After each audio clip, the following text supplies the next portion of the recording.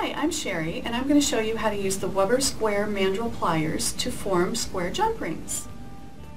Place the wire between the jaws, lined up just at the end of the square flat edge here of the mandrel, and start coiling.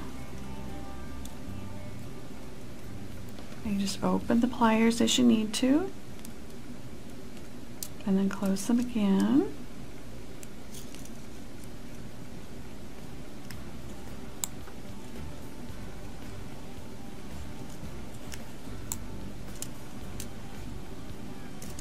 Until you get several wraps on, and then you slide the coils off the plier,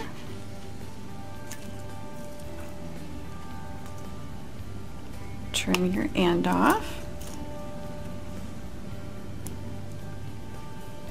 and then I'm pushing all the jump rings together so I can make a nice clean cut up the center of these.